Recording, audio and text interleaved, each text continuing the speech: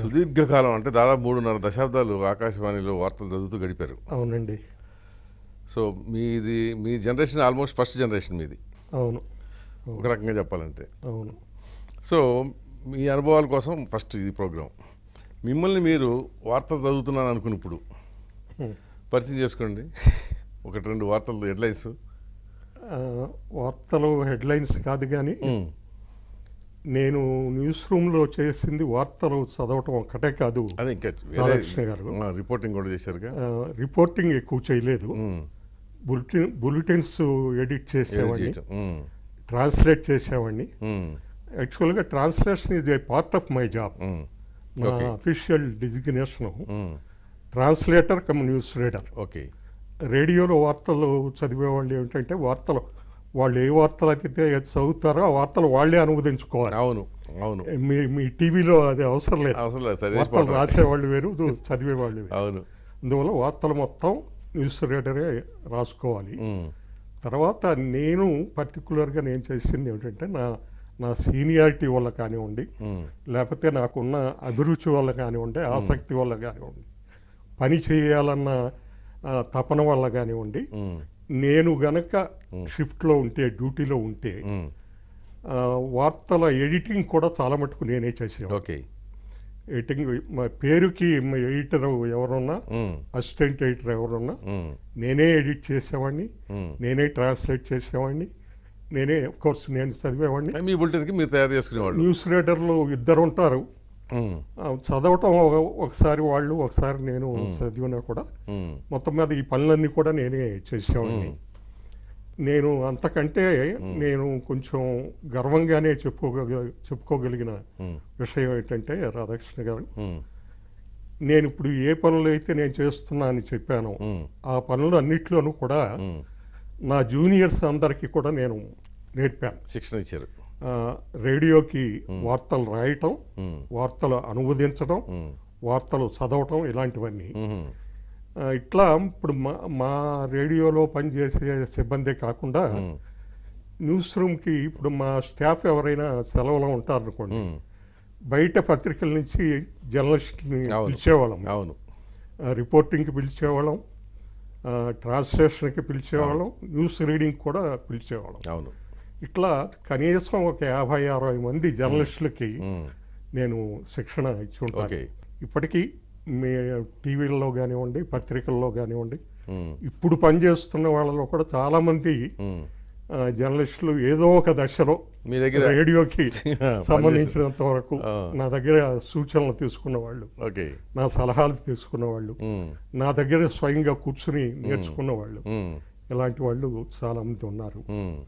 అది ఇప్పటికీ నేను కొంచెం సంతృప్తితో చెప్పుకోగలిగిన. అంటే ఈ తరానికి మీ స్వరం గుర్తులేదు కదా. ఈ తరం శ్రోతలకు నా పేరు తెలియదు, అసలు తెలియదు. అందుకనే మీరు ఆకాశవాణిలోనే ఉన్నాం అనుకుని అదే మీ పరిచయంతో ఒక వార్త చదవండి, ఎట్లా చదివేవాళ్ళు అనేది తెలుస్తుంది. ఇప్పుడు అంటే ఇప్పుడు చాలా నేను రిటైర్ అయ్యే చాలా కాలం అయిపోయింది. అయితే మీరు 35 ఏళ్ళు గొంతులో అప్పటి ఇది లేదు, ఇవన్నీ తేడాలు వచ్చేసాయి కదా. అవును. అయినా పర్లేదు, ఇప్పటికీ మీ గొంతు స్పష్టతలో కానివ్వండి, గాంభీర్యంలో కానివ్వండి, ఎక్కడ తేడా లేదు. ఆకాశవాణి ప్రాంతీయ వార్తలు చదువుతున్నది డి వెంకట్రామయ్య. ఈరోజు హైదరాబాద్లో ఏబిఎన్ ఆంధ్రజ్యోతి టెలివిజన్ ఛానల్లో ఆ ఛానల్ అధిపతి వేమూరి రాధాకృష్ణ గారితో మాట్లాడే అవకాశం ప్రముఖ రచయిత, రేడియో జర్నలిస్టు డి వెంకట్రామయ్యకి లభించింది. వారిద్దరూ మాట్లాడుకున్న విషయాల్లో ఒకనాటి రేడియో న్యూస్ రూమ్ ఏ విధంగా పనిచేసింది, ఇప్పుడు ఎలా ఉన్నది అన్న విషయం గురించి విపులంగా చర్చించడం జరిగింది. ఆకాశవాణి ప్రాంతీయ వార్తలు వింటున్నారు. లేదు, వెనకటి ఇది లేదు. అంటే అదిలో కానీ అట్లా కాదు కదా. అసలు ఇప్పుడు వాళ్ళు వింటున్నారు కదా వార్తలు. ఎలా అప్పటికిప్పటికి పోలిస్తే మీకు ఏమనిపిస్తూ ఉంటుంది? ముఖ్యంగా తేడా ఏమిటంటేనండి, భాష పరిజ్ఞానం అనేది బాగా తగ్గిపోయిందండి. ఇప్పుడు మీరు ఎంత సీనియర్ జర్నలిస్ట్ అయినా, ఎంత మంచి న్యూస్ రీడర్ అయినా కూడా మీ అంతటా మీకు భాష గురించి కొంత తెలియాలి. కనీసం అది ఒక వార్త ప్రారంభించామంటే, ఒక వార్త రాశామంటే ఆ వార్త ఏ విధంగా ప్రారంభించాలి, ఏ విధంగా రాయాలి, ఏ విధంగా ముగించాలి అన్నది, ఇలాంటివన్నీ కూడా రేడియోకి చాలా ముఖ్యం. ఎక్కడైనా అవసరం అసలు అది అది చాలా అవసరం. ఇటువంటి అవగాహన ఉన్న వాళ్ళు బాగా తగ్గిపోయారు. దానికి కారణం ఏంటంటే ప్రధానంగా భాష గురించిన శ్రద్ధ లేకపోవటం, నేర్చుకుందామన్న జిజ్ఞాస లేకపోవటం, ఇలాంటివన్నీ కారణాలు అనుకోండి. దానికి తోడు మిగతా రంగాల్లో వచ్చిన మార్పుల్లాగే ఈ రంగంలో కూడా చాలా మార్పులు వచ్చాయి. వేగం పెరిగింది. ఒక విధంగా అది మనం విలువలు తగ్గిపోయాయని అనుకోవాలో, ప్రమాణాలు తగ్గిపోతున్నాయని అనుకోవాలో, అది అలాంటిది కనిపిస్తుంది. పత్రికల్లోనూ అంతే, కూడా అంతే. అలాగే తేడా ఎందుకు ఉంటుంది? ఒక దగ్గర ఒక రకంగా, ఒక దగ్గర ఇంకో రకంగా ఉండదు కదా, అంతా అదే సరుకు. మీరు మొదటి బులెటిన్ చదవాల్సి వచ్చినప్పుడు ఆకాశవాణిలో ఎలా ఫీల్ అయ్యారు ఫస్ట్? ఎందుకంటే టేకులు గీకులే ఉండవు, అదంతా లైవ్లో ఉండేది అప్పుడు. అవును, వార్తలు అనేవి రేడియోలో, వార్తలు అనేవి ఎప్పుడూ లైవే ఉంటాయి. రాధాకృష్ణ గారు తొట్టుపడ్డారేమో. రికార్డ్ చేయటం అనేది అసలు ఉండదు. నాకు బాగా గుర్తుంది, నేను 1963 నవంబర్లో ఆల్ ఇండియా రేడియో హైదరాబాద్లో అనౌన్సర్గా చేరాను. రాధాకృష్ణ గారు అక్కడ సుమారుగా ఒక 4 ఏళ్ళు అనౌన్సర్గా పనిచేశాను. తర్వాత 1967లో మొట్టమొదటిసారిగా న్యూస్ రూమ్లో అడుగుపెట్టాను. నేను మీరు అడిగినట్టుగా మొట్టమొదట వార్తలు చదివినప్పుడు నాకు ఏ విధమైన సంకోచం కానీ, భయం కానీ ఏమీ లేదు. ఎందుకంటే అప్పటికే నేను రేడియోలో రకరకాల కార్యక్రమాలు చేస్తున్నాను. అనౌన్సర్ అంటే లైవ్గా చాలా అనౌన్స్మెంట్లు చేయాల్సి ఉంటుంది. చాలా రకాల కార్యక్రమాల్లో పాల్గొనేవాడిని, నాటకాల్లో పాల్గొనేవాడిని. అందువల్ల చదవడానికి ఏమాత్రం నేను భయపడలేదు. ఏ విధమైన తడబాట్లు కానీ, తప్పులు కానీ నా ఫస్ట్ బులెటిన్లో కూడా ఎప్పుడు రాలేదు. అయితే నా అనువాదం అప్పటి వరకు వార్తలు అనువదించిన అనుభవం లేదు నాకు. అప్పుడు మాకు న్యూస్ రూమ్లో త్వరగా కృష్ణమోహన్ గారు, ఆయన లేట్ కృష్ణమోహన్ గారు, ఆయన రిపోర్టర్గా ఉండేవారు. మాడపాటి సత్యవతి గారు, ఆవిడ న్యూస్ రీడర్గా ఉండేవారు. వాళ్ళిద్దరూ నాకంటే సీనియర్స్. వాళ్ళకి చూపించాను నేను అనువదించిన వార్తలు. స్టూడియోలోకి వెళ్లే ముందు వాళ్ళకి చూపించాను. వాళ్ళకు చూసి కొద్దిపాటి మార్పులు, చాలా స్వల్పమైన మార్పులు ఏవో చేశారు, అంతే తప్ప పెద్దగా మార్పులు చేయలేదు. రేడియోకి వార్తలు ఏ విధంగా రాయాలి అన్న విషయం గురించి కొన్ని ప్రాథమికమైన విషయాలు వాళ్ళిద్దరూ చెప్పారు. మన రేడియోలో యొక్క బడు ఇలాంటి ధాతువులు వాడం. అవును, ఇలాంటి సూచనలు కొన్ని, అట్లాంటి కొన్ని వార్తలు రాయటంలో ఉన్న తేడాలు. చదవటం నాకు అప్పటికే నేను కొట్టిన పిండిలాగా అయిపోయింది, ఆర్టిస్ట్గా నేను ఎస్టాబ్లిష్ అయ్యాను. అలా జరిగిందనమాట. సో ప్రతి న్యూస్ రీడర్కి ఒక మెమరబుల్ న్యూస్ ఉంటుంది. అంటే బ్రేకింగ్ న్యూస్, నేను పలానా రోజు జరిగిన సంఘటన నేను రిపోర్ట్ చేశాను ఫస్ట్, అంటే నేను చదివాను అనేది. రిపోర్ట్ చేసిన వాళ్ళు వేరే కావచ్చు, కానీ శ్రోతలకి కనెక్ట్ అయ్యేది మాత్రం చదివేవాళ్లే.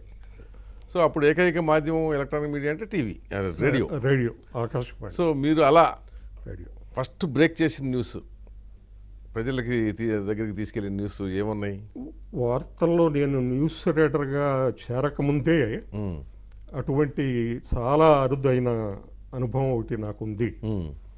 ఏంటంటే 1964లో అప్పుడు ప్రధానమంత్రిగా ఉన్న జవహర్లాల్ నెహ్రూ, మే నెల అనుకుంటాను, నాకు గుర్తున్నంత మటుకు ఆయన పోయారు. మధ్యాహ్నం టైము. ఉమ్, అప్పటికి నేను అనవసరంగా ఉన్నా. ఉమ్, 63లో చేరాను, 64లో ఇది ఓకే. జరిగింది. ఉమ్, మామూలుగా అప్పుడు మాకు పీటీఐ యుఎన్ఐ కూడా లేదనుకుంటాను. అవును, పీటీఐ PTI ఉండేది. టెలిప్రింటర్ ఉండేది, ఉమ్. న్యూస్ రూమ్లో ఉండేది. Um, prime minister Jawahar Lal Nehru is no more అని దాని మీద ఫ్లాష్ న్యూస్ ఉమ్, టక్ టక్ కొట్టడం ఏదో ఇలాంటివన్నీ వచ్చాయన్నమాట. ఉమ్, అప్పుడు న్యూస్ రూమ్లో బిఎన్ మూర్తి గారు అని ఉమ్, ఆయన అసిస్టెంట్ న్యూస్ ఎడిటర్గా ఉండేవాడు. ఉమ్, ఆయన గబగబా ఆ కాగితం చించి పీటీఐ ప్రింటర్ మీద నుంచి ఉమ్, అది చించి స్టేషన్ డైరెక్టర్కి చూపిద్దామని ఉమ్, మా స్టూడియోలోంచి పరిగెత్తుకుంటూ వస్తున్నాడు ఉమ్, ఆ కారిడార్ నుంచి. ముందు స్టేషన్ డైరెక్టర్ కదా రేడియో అధిపతి, అప్రూవ్ ఆయనకి చేయాలి. చూపించాలి. ఇప్పుడు ఏం చేద్దాం మనం అనేది అవును, నిర్ణయం తీసుకోవాల్సింది ఆయనే కదా. ఆయనే కదా. ఉమ్, సరే మేము అడిగాం, ఏంటి మూర్తి గారు ఏంటంటే మళ్ళీ వచ్చి చెప్తాను, ఇప్పుడే వస్తానని. ఆయన స్టేషన్ డైరెక్టర్ రూమ్లోకి వెళ్ళి ఉమ్, ఆయనకి చూపించి మళ్ళీ బయటకు వచ్చి ఉమ్, అప్పుడు ఈ వార్త చెప్పాడు. ఉమ్, అంతా షాక్ అయిపోయాం. అవును, చాలా సడన్ డెత్. అవును. నెహ్రూ పోతాడని అనుకోలే. ఉమ్, పైగా ఆయన అప్పటిదాకా ఏదో అనారోగ్యంగా అవును, ఉండటం ఉన్న కానీ దాఖలాలు కూడా అది లేవు. లేదు. ఉమ్, సరే ఇప్పుడు ఏం చేయాలంటే ఉమ్, ట్రాన్స్మిషన్ బ్రేక్ చేసి ఉమ్, ఈ వార్త ప్రజలకి చెప్పాలి కదా. అంతేగా మరి, అది ఇంపార్టెంట్. ప్రధానమంత్రి అందులో జవహర్ లాల్ నెహ్రూ. జవహర్లాల్ నెహ్రూ మళ్ళీ అంత. సరే ఎస్డి గారు ఆ నిర్ణయం తీసుకున్నాడు. ఉమ్, ముందు ట్రాన్స్మిషన్ బ్రేక్ చేయండి. అప్పుడు రన్నింగ్ లో ఉన్న ప్రోగ్రామ్ ఆపేద్దాం. మామూలుగా కంటిన్యూస్గా కార్యక్రమాలు ప్రసారం అవుతూ ఉంటాయి కదా. అవును. అప్పుడు నేను డ్యూటీలో ఆ మధ్యాహ్నం షిఫ్ట్లో ఉన్నట్టున్నాను, లేకపోతే షిఫ్ట్లు లేకుండానే స్టూడియోలో అప్పుడు ఉన్నాను.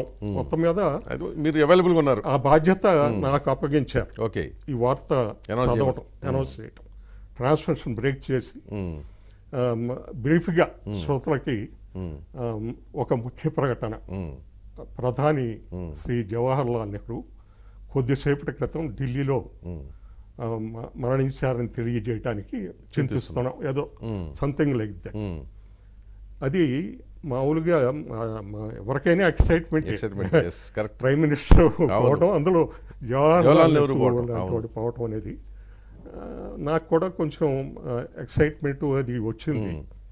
కానీ మొత్తం మీద అలాగా ఒక 5-6 సార్లు ట్రాన్స్మిషన్ బ్రేక్ చేసి నేను తెలుగులోను, ఒక హిందీ అనౌన్సర్ హిందీలోను అనౌన్స్ చేశాను. ఇప్పుడు అనౌన్స్ చేసిన తర్వాత ఒక 10 నిమిషాల తర్వాత ఇంకోసారి, మళ్ళీ 10 నిమిషాల తర్వాత ఇంకోసారి. ఎందుకంటే ఇది మిస్ అయితే అదైనా వింటారు కదా. కరెక్ట్. అలా జవహర్లాల్ నెహ్రూ మరణ వార్త మీరే ఆకాశవాణి హైదరాబాద్ కేంద్రం నుంచి మొట్టమొదటిసారిగా శ్రోతలకి ప్రకటించింది నేనే. అది బాగా గుర్తుంది. ఇదంతా అనవసరంగా ఉండగా నేను న్యూస్ రూమ్లోకి వెళ్ళలేదు. న్యూస్ రూమ్లోకి వెళ్ళిన తర్వాత సర్వేపల్లి రాధాకృష్ణన్, లాల్ బహదూర్ శాస్త్రి, ఇందిరాగాంధీ, రాజీవ్ గాంధీ, ఫక్రుద్దీన్ అలీ అహ్మద్, అప్పుడు మాజీ రాష్ట్రపతి, ఇలాంటి వారి మరణ వార్తలన్నీ చాలా మట్టుకు నేనే రాశాను, నేనే అనౌన్స్ చేశాను. అయితే కేవలం ఇందాక నేను మీతో చెప్పినట్టుగా ఒక వార్త చదవటం లేకపోతే ఒక అనౌన్స్మెంట్ చేయటమే కాకుండా ఇందిరాగాంధీ పోయినప్పుడు, రాజీవ్ గాంధీ పోయినప్పుడు అప్పుడు కూడా చాలా పెద్ద సంచలనం దేశం అంతటా. సామాన్య మానవుల జీవితం స్తంభించిపోయిందో ఏదో అంటాను చూడండి. Life came to a stand still. అసలు ఏం జరగట్లా. ఆఫీసులు లేవు, దుకాణాలు లేవు, పబ్లిక్ ట్రాన్స్పోర్ట్ లేదు. అలా 2 రోజులు 3 రోజులు ఇందిరాగాంధీ పోయినప్పుడు సహజ మరణాలు కాదు కదా, హత్యకు గురయ్యారు కదా. అలా ఇందిరాగాంధీ పోయినప్పుడు, రాజీవ్ గాంధీ పోయినప్పుడు కూడా మొత్తం బులెటిన్స్ మొత్తం తయారు చేయటం, దాదాపుగా చదవటం కూడా మీరే చేశారు, నా ద్వారానే జరిగింది. ఎందుకంటే అప్పటికే నేను I was the senior most staff member in news room. తర్వాత మన ఎన్టీ రామారావు భాస్కర్ రావు ఎపిసోడ్లో ఆయన్ని పదవి నుంచి తొలగించడం, ఈ సంక్షోభంలో కూడా చాలా మటుకి వార్తలు నేనే తయారు చేయటం, ఎక్కువగా నేనే చదవటం. ఎన్టీఆర్ రీఇన్స్టేట్ అయినప్పుడు మళ్ళీ ఆ వార్త నేనే రాశాను మధ్యాహ్నం పూట. మా శంకర్ దయాళ్ శర్మ గవర్నర్గా వచ్చిన తర్వాత ఆ అనౌన్స్మెంట్ రాగానే వార్తలు రాయటం, చదవడం, ఇలాంటివన్నీ